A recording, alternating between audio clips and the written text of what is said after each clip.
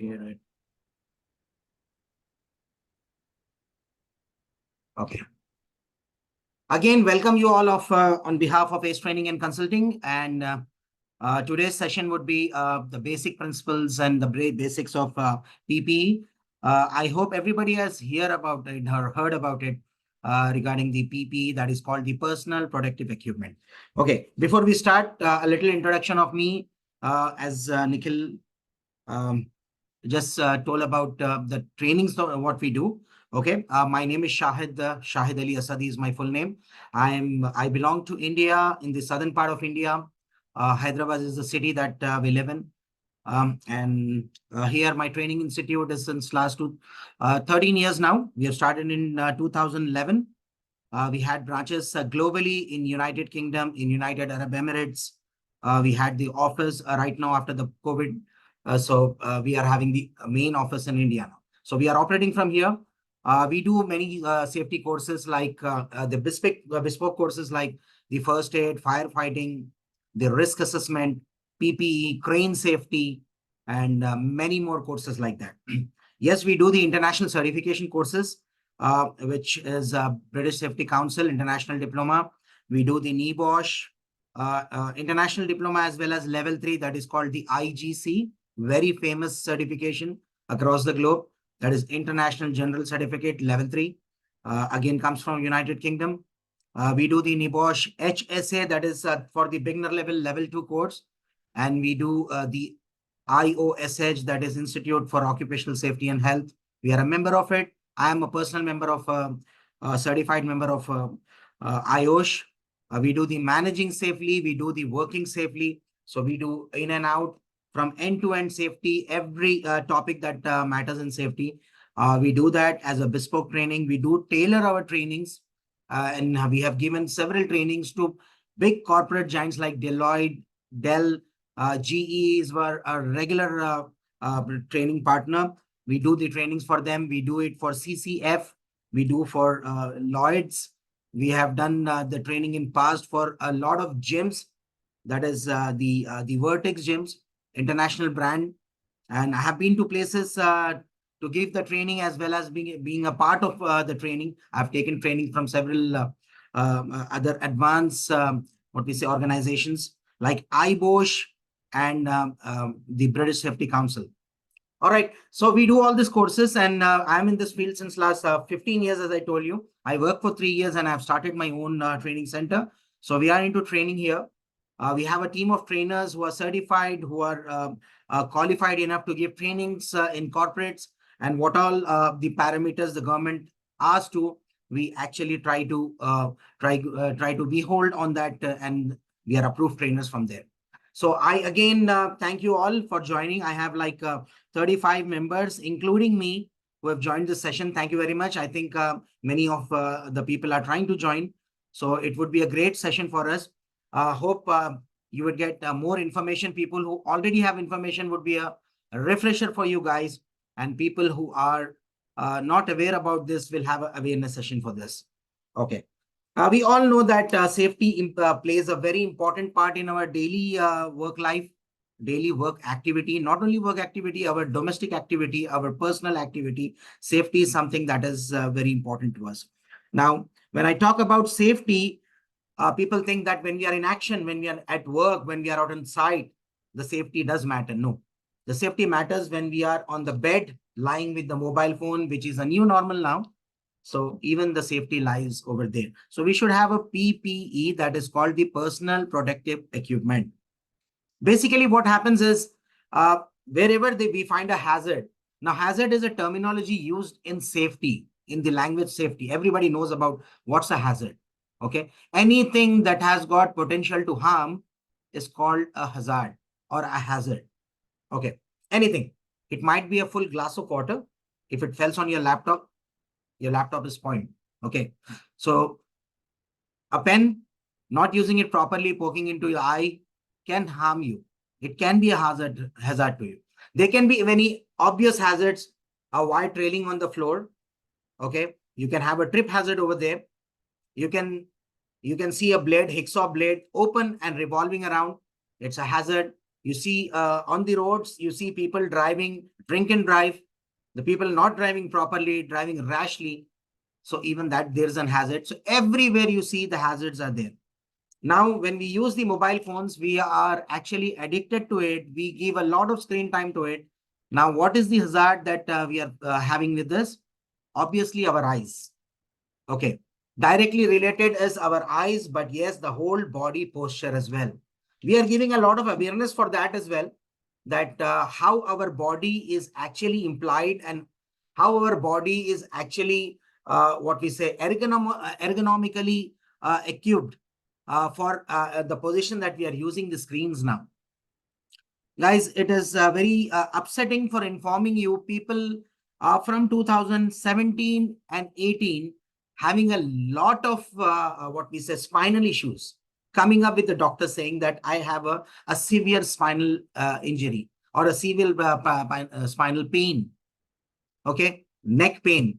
You see the whole body pain, the lower pain. It is not because they are doing any kind of lifting, pushing, carrying, or pulling activities. No, they are just lying on the bed, using the screen time, sitting on a sofa, sitting on a chair, using the phone with not a proper ergonomics and using for long hours also is a hazard. So basically, we were talking about the PPE. Okay. Now the PPE, the basic PPE for the screen time is you need to actually on the night mode, use your specs, open up a light. It should not be total dark. Okay. If you have to use the mobile phone, use it. If not, just keep it shut and keep it away from you, at least 4 to 5 meters away from you. It means in the next room. We don't do that usually, but it's a very good practice. Anyhow, so before starting any work, any activity, suppose you are on a construction activity, you are in an industry, you're working for an industry, you are working in a metro, you're working in some a shopping mall, you're over the counter, you're doing a DoorDash, you are into any activity, PP is a must. It's a defense line. There is a hierarchy of risk controls. Now, the first risk control which comes to every person's mind is to eliminate the hazard. Do we want the hazard? Nobody wants the hazard. The obvious answer is no one wants to have a hazard. Anybody wakes up in the morning, says today it's a beautiful day and I actually wanted to have an accident. I'll have a lovely accident today. Is there anyone's dream? And if it is, then we need to take the next class as a psychological class, maybe a mental wellness class. So I hope nobody wants that and nobody desires for it. Okay, the same thing. So before start of any work, analyze, do a proper check. That is called in the terminology a risk assessment. An assessment. What is an assessment? A careful examination of anything, each thing that you're actually trying to work on. Okay, you go to a gym. I give an example of gym usually because there is an activity that we perform an activity which is very strenuous to our body. It requires a lot of energy. Okay, when you go to a gym, what do? First, you just take out your jacket. Okay, you come under a clothing which is light clothing. You try to warm up before you do an exercise. You plan for your activity and then you start performing the task. Now, you have to do a proper assessment. That is called the risk assessment. So what is the risk associated with any work? What is the risk associated with any work? You need to check that. Suppose we are working in a gym. We are doing a workout. So what is the risk associated? We can have a trip. We can have a fall. Okay, we can have a slip. Weights that we are actually lifting can injure you. You can just miss it off because of wet hands. Use a proper PPE. Use a powder, okay, to have a proper grip. So the PPE is a must. The personal protective equipment is called the PPE. We'll see what are the different types of PPEs or how it is categorized. Generally, this is an awareness program. We can give you an awareness of about how to use a PPE, what are the PPE uses for. But when you go and do a proper activity, suppose you're actually working in an oil and gas company. So oil and gas company requires a lot of equipment to be worn over the body. One of the important equipment that we wear is the SCABA, self-breathing apparatus. Okay, SCABA is worn. It has to be worn. It has to have a training to wear it. It is not just you see a SCABA just wearing like a helmet and then start breathing. No, it requires a initial bit of training. It requires a bit of the practice. It requires a bit of continuous process, and then you're on it. Okay. PPE is a personal protective equipment and safety equipment workers wear to prevent it from any workplace when engineers and administrative controls to fail, eliminate, or hazard. Very important point, dear learners. The important thing here is, as I said, there is a hierarchy for risk controls. The first risk control is the elimination. We will try to eliminate. We don't want any hazard to be there. So we will try to eliminate. Now, I want to be on the road. So what I do, I have a proper driving license. I have a very good road. I have a technique to drive. I have learned the skills to drive. I have a very good vehicle, which is totally checked, performed, and then I actually am driving. But what about others? Can we take the control for others as well? No, not at all. We can't. So we cannot eliminate the total hazard. The hazard is already there. So what we can do now, go for the next level of hierarchy. That is to control the hazard. What you can do, minimize the accident. What you can use, if you're on a bike, wear a helmet. You know, somebody hits you, you're actually trying to save your head, which is a very important part of your body. And if you can wear a body wear, you can wear a PPE using a body wear. So in that way, at least you can save yourself from major injuries. Okay. Now, there are many regulations across the globe. In India, we follow the NSCI, that is again regulated by the international body called the OSHA. OSHA is in United States, but many companies here follow the standards, which is an international standard, which is regulated again by NSCI, National Safety Council of India. And OSHA stands for Occupational Safety Health Administration, United States. There are major bodies in United States and United Kingdom. In United Kingdom, it is IOSH, that is Institution for Occupational Safety and Health, and NEBOSH, NEBOSH as well. And in United States, it is OSHA. So every country has it. In UAE, it is called the OSHA, Occupational Safety and Health, UAE, United Arab Emirates, AD, Abu Dhabi, D, Dubai. It is like that. For each specific Emirates, they have a regulation body. So like that, a training for OSHA is required for regulation. Now, the training, what we are actually trying to get aware is from the OSHA standards. Okay. Now, what is this training based on? Now, why we are giving this training? What is this training for? This training is for the awareness of using a proper PPE, using a PPE, that is personal protective equipment. As we said, it is very important to, if I initially say you what is a human body, how we need to protect it, what are the measures that we need to take it, because we know a small broken injury, a finger of your hand might cost you in thousands and thousands of dollars, and you cannot pay for the pain and suffering. Okay, will you be able to do it? If my right hand is broke and I have a cuff like this, now there is a motion restriction, I can't use the hand, then I can't work on my laptop. I just have to verbally do my work, which is not the 100% of my work. I can't drive. I can't eat my food. I am totally dependent now. So that is why we are actually trying to save the entire human body, which try to save the life as well. Basically, safety, what we say universally, it is EHS, Environmental Health and Safety, HSE, that is Health, Safety and Environment, or SHE, that is Safety, Health and Environment. All three are the same. So what we are trying to do is basically giving an education, awareing the people about what is safety. It is not only to save yourself. Yes, a priority is to save yourself first and then others as well. So safety standards have been integrated as a part of human nature. So we want to integrate this. We want to give an awareness program like this to conduct it. Mr. Nikhil has taken what we say, an initiative to give you the awareness of each and every topic in coming days in July, as I said about the ADHSE. Guys, I'm telling you, this would be a magnificent career. As I am into the career, in 3 years, I actually started. God was totally blissful on me. I had a lot of mercy from my parents. That very humbly, I would like to thank everyone, my team, my friends, my colleagues, everyone for having a business in 3 years. I was not able to imagine. I was just planning in next 5 years I would be the manager of the company.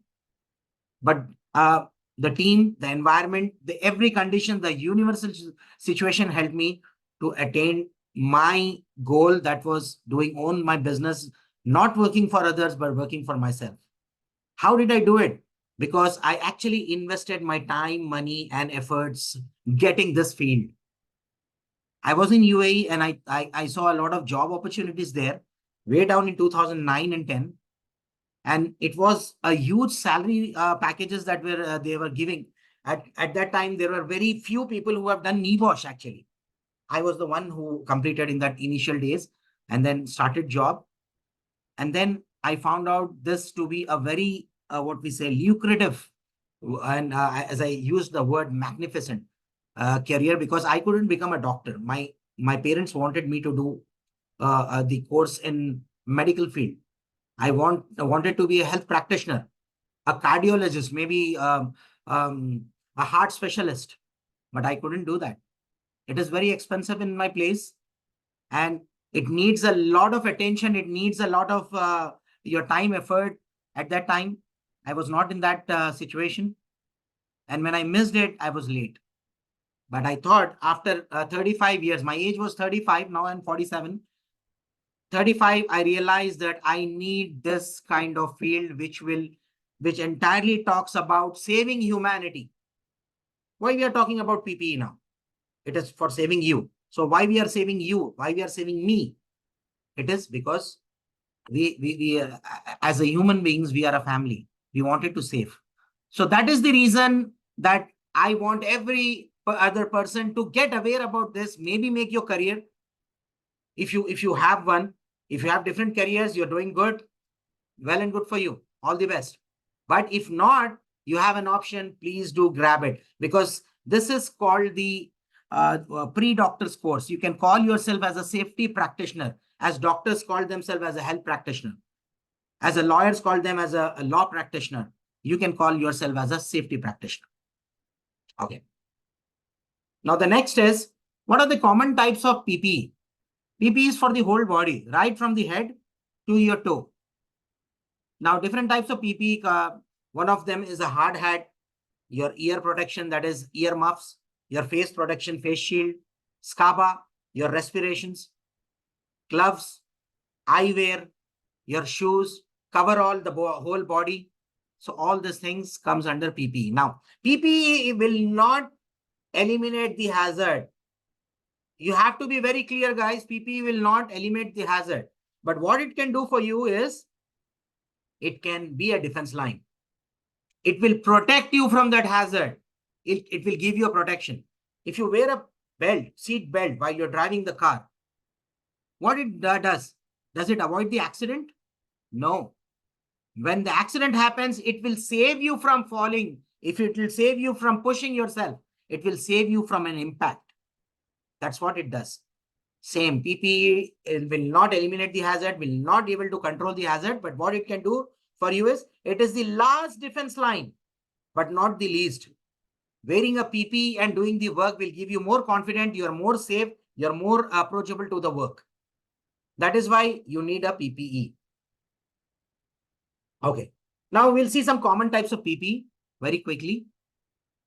Head PPE needed when employees are exposed to hazards like having potential to cause an injury to your head. especially in the on the construction site, you need to wear a hard hat. Why? Anything can fall.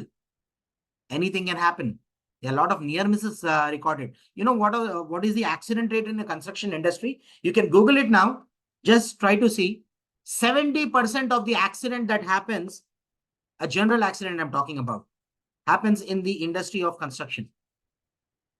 And from there, it takes 10% of fatalities.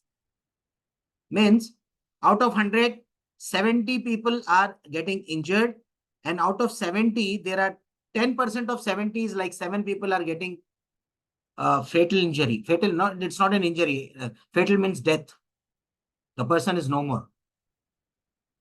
I'm not just saying for the sake of saying this. This is there. This is the actual data. What we get 2023 October data that we have got is this is the injury incident rate in the construction industry. There are a lot of industries apart from construction. Oil and gas is there. You have a chemical wherein you use the industrial areas. A lot of transportation industry has become logistics have become a big part in the whole globe. This industry is maritime, ship, navy. A lot of sectors are there. If you see the industry, if you go and see each industry incident rate, you can identify that how much potential is there for you to invest the time and become a safety practitioner. Okay. Now, examples for hazards is like you wear a hard hat, a flying hazard, a flying object you can be protected by that. A flying object or materials which come over your head and actually have an impact. Working near or exposed, energized electrical equipment. The hard hat which you wear is actually what it will do is it will work like it's a fiber thing. It will not catch the it is resistant, electrical resistant. Working around or the scaffolds. What do you know by scaffolds? The structure, the skeleton for wearing external skeleton, where the skilled staff, unskilled staff rise on that and work on making the high rises building or any constructions. Working at construction sites, working around overhead tools and machinery. That is why you wear a hard hat. It has to be worn all the time. Okay. Now, types of head protections, what can be a type? Type A, that is called the old American National Standards Institute standard, that is ANSI, American National Standard Institute. Wherever it is written, ANSI standard, you will easily make it out. It is a American standard. Okay. So it can be worn. It is good up to it. It depends on what type of work is going on where you're working across. Like if you're working near cranes, a tower crane or a super crane. So what you have to wear? You have to wear a class A or a class G hard hat, which is resistant. Okay, class A. When you are working near the electrical equipment, you need to wear a class G. That is, it is resistant up to 2200 volts. Like that, it is written. It is written on the backs of the hard hat. I don't have a hard hat now, but you can just see whenever you find a hard hat. Example is given here. So in that way, you can check. Okay. Donning head protection. Hard hat protection is effectively only when it is adjusted to fit properly. It has a notch wherein you can adjust it. It is not one size fit all. It is not like that. You need to fit it. You need to wear it in a proper way. It is depends on the size of your head. You can adjust it accordingly. Severe lacerations from relative high blows have been occurred by workers wearing hard hat is unusual positions. It means that if you wear it not in a proper way, what happens? You will have lacerations. It means that you won't be able to hold of it. It might get tear. It might get the lacerations from relative light blows. So that is why it has to be worn. It has to be sized properly and fit. Must be worn on backwards. Okay, worn backwards. It means must not be worn on backwards. Don't wear it like how we wear the hat and just we try to swipe it backwards. Have to wear it. It means that you have to wear it in a proper way. And then you have to maintain it. It has to be checked properly. any cracks or suspensions, because you know it has an expiry date, it has a life. Once you've used it, it goes for an inspection, it is properly inspected, and then it comes back again. So in that way, it has to be in a proper way. And it has to be aware about the sticker placed on the hard hat can conceal the damage. It is written on that. Replace if it is not in a proper way to wear it. It is already broken or it is not to be used. Please replace it, and then you can. And when you are storing it, it should not be stored direct in the sunlight.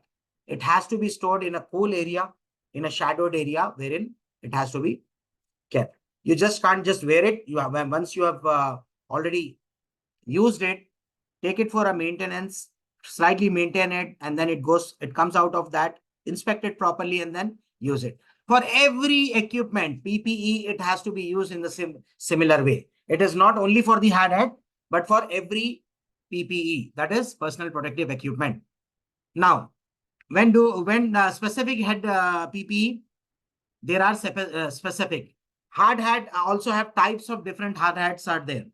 You have a protection, you have a full protection hard hat, you have a earmuffs with this when you're going on the areas where extreme cold is there. So you have those kind of hard hats. In that way, you can wear it. Now, after that, you have a eye protection. Yeah, they can be because you need eye protection. Lot of machinery activities, lasers, especially the radiation that comes out. So you have a proper eye protection.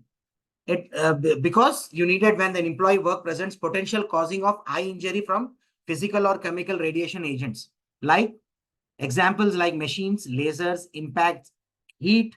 A lot of heat is there. And then when you're doing a heat work, hot works or heat is present. Tools is there, flying particles, dust is there, electrical work is there, or chemical handling, because you know there is a moisture in the chemical that again goes and can injure your eyes. So it has to have a eye protection. Okay. Different types of eye protections are there in the market.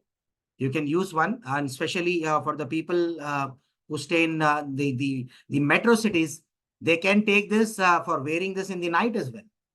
Because, you know, while you're driving the bike or you're driving the motorcycle or you're driving the car, and when you see that there are a lot of radiations that is coming out from other vehicles, that can be protected by this glass. It has a UVA layer that can protect. So you have to have, you can just go, and it has also comes from the standards of ANSI, that is again American National Institute standardization that is there. So types of eye protection, it can be a chemical laser welding goggles for using the chemicals, especially when doing the hot works like welding works. In this, you have a proper glassware wherein it covers not only your glass, but the gases also does not go into your lungs and your nose. It can have a proper or a face shield. Any particles that is coming out should be protected. Okay. Care and maintenance has to be taken for each and every personal protective equipment. It is costly though. As I said, everything comes for a cost, comes with a cost actually, we can say. Now, the cost is something that the company, you know what, as a safety practitioner, our thing is, as a safety practitioner, I need to convince my company to get the best of the equipment to save for the future. It is future proofing. You don't want to have an accident and pay for that, though you're 100% insured. You know what happens when you're 100% insured? You won't be able to get any part of your body which is disconnected from you. That's what very important for everyone. So specific PPE for eye, you can have a list. You have a form wherein you need to fill what is the task that you're going to perform, and have you done a proper risk assessment. It means you have done a proper, you know what is the potential hazard there, and then what type of exact PPE is used in that, and where you're doing it, what is the location of the work, and what is the date. This is called a proper risk assessment form, or also called the JSA form. That is Job Safety Analysis Form. Okay, so this is there in every company. You can have one in your company as well. If not, you get it on Google as well. You can just download it. You know what the JSA means, Job Safety Analysis. Fill that form and then start doing this. Now, the face PPE, Now we have started from head, coming to eyes, and now for the entire face. Needed when work presents with the potential of causing facial injury. You know what activities that can perform facial injury? Or from physical, chemical, or radiation agents, or example of hazards like content under pressure, splash. You know what is splash? Okay, when something goes down, the water, the particles of that water, or maybe the chemical may injure your face. Splash, flying object particles, or electrical works. It can be an entire face shield for you.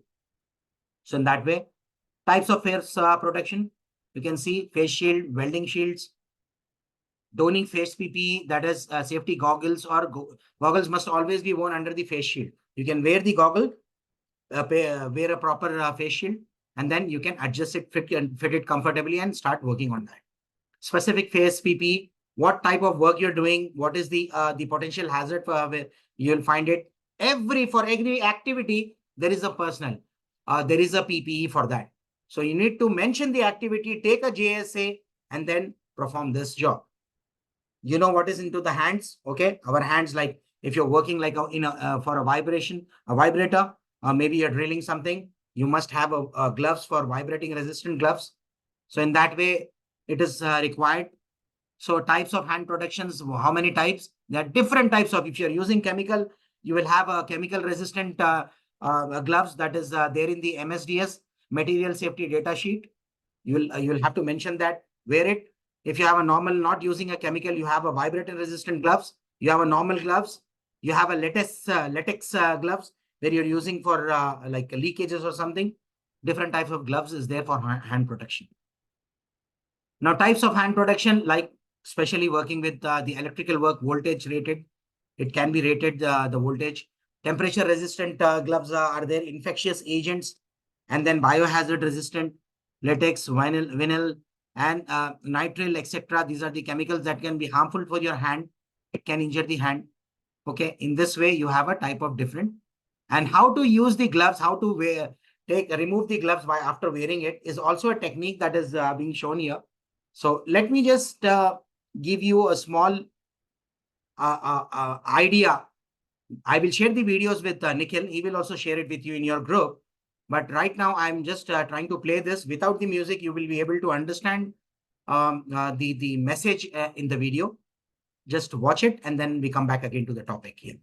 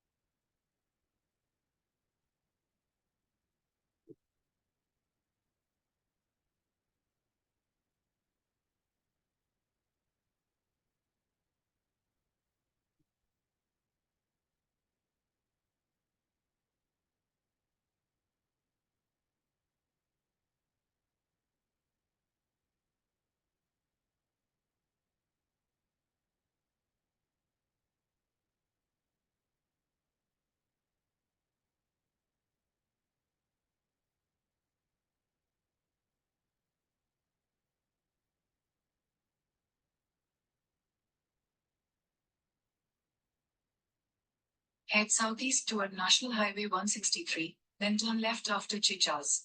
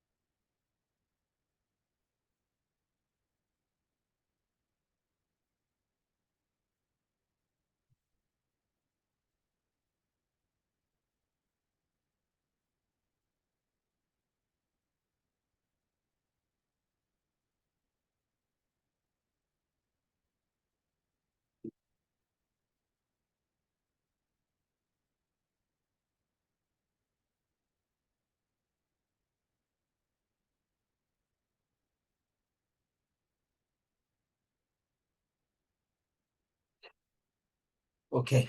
Basically, now that video will be shared because that doesn't have a message written on the slide. So I'll share this all three videos to your WhatsApp group to Mr. Nikhil. He's going to share it with you. So we were talking about the entire PPE, the awareness of PPE.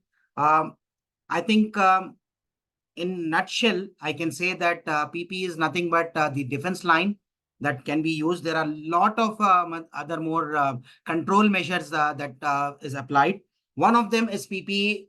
Wearing a PPE doesn't mean that you wear a hard hat, accident that will not happen. It is only the defense line. But yes, we wear it because we are actually trying to save ourselves.